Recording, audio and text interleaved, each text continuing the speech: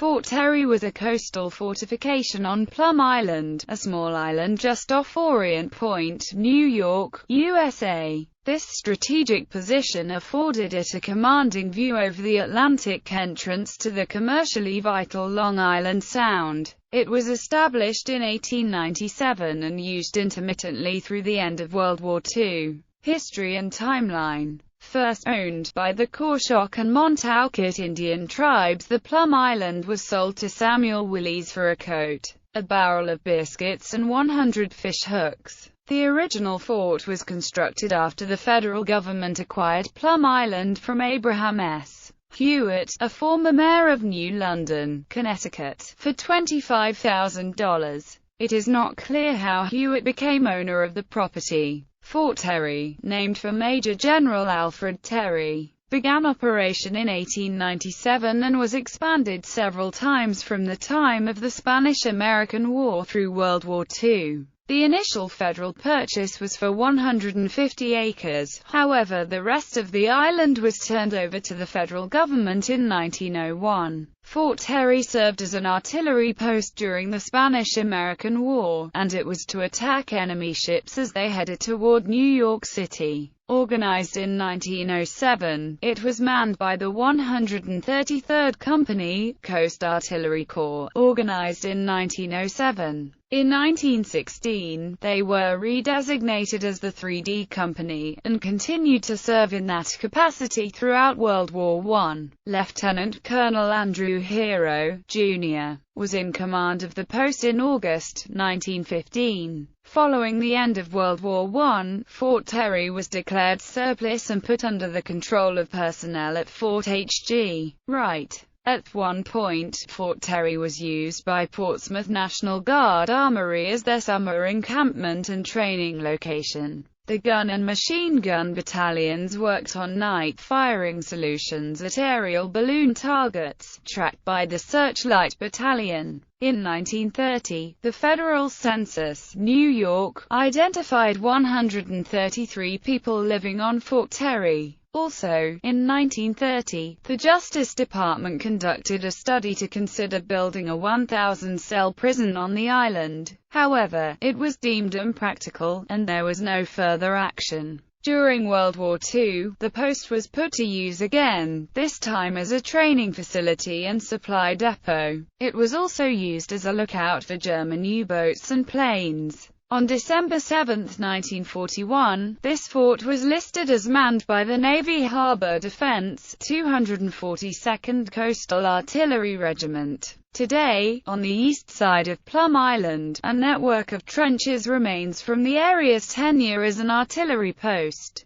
The fort was once again declared surplus in 1948. Beginning April 15, 1952, it served as a U.S. Army Chemical Corps facility. As a Chemical Corps facility, it was under the control of the 1st Army. Fort Terry was small and focused primarily on anti-animal biological warfare research aimed at enemy livestock. Anti-animal agents, rinderpest and foot and mouth disease were the main areas of research. When the decision to use the fort as a research facility was planned, it was envisioned that it would be staffed by less than 20 personnel. The U.S. Department of Agriculture took over the island in 1954 and began to use it as an animal disease research center. It was then staffed by at least 9 military and 8 civilian employees. Most of the original buildings and batteries still stand today and in many cases have been incorporated in one way or another into the island's new role as a disease research center. Most of the disease research done by the USDA was also focused on biological warfare until Richard Nixon ended the U.S. bioweapons program in 1969. The facilities continued to be operated by the USDA until June 2003, when the responsibility for Plum Island and its security was transferred to the U.S. Department of Homeland Security. Research.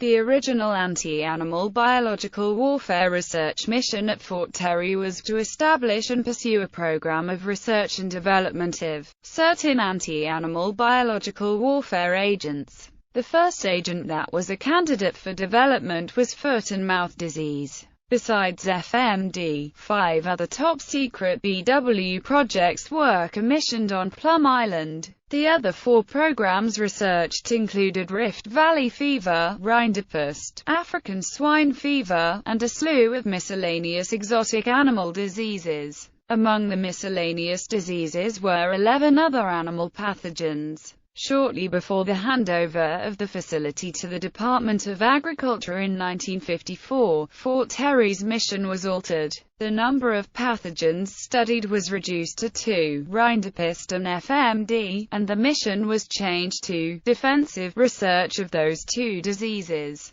Facilities and weaponry. As an artillery post, Fort Terry was heavily armed. By 1914, the fort had 11 gun batteries and the ability to extensively mine the area against submarines. During World War I, the post had anti-aircraft artillery installed. In addition, the post was home to an advanced fire regulation system as well as a position-finding system. The grounds also had a functional 36-gauge railroad built in 1914. The porter locomotive was used to haul munitions from bunkers to the artillery batteries. Fort Terry's chemical core installation covered 3 acres and included many of the amenities traditionally associated with U.S. military installations. Included on the grounds were various administration buildings, laboratories, a dock, a motor pool, a commissary, a hospital, a fire station, staff housing and animal housing. When the Chemical Corps took control of Fort Terry in 1952, it required the remodeling of 18 original buildings on post. The Army had been developing plans for the animal disease facility at Fort Terry since 1951.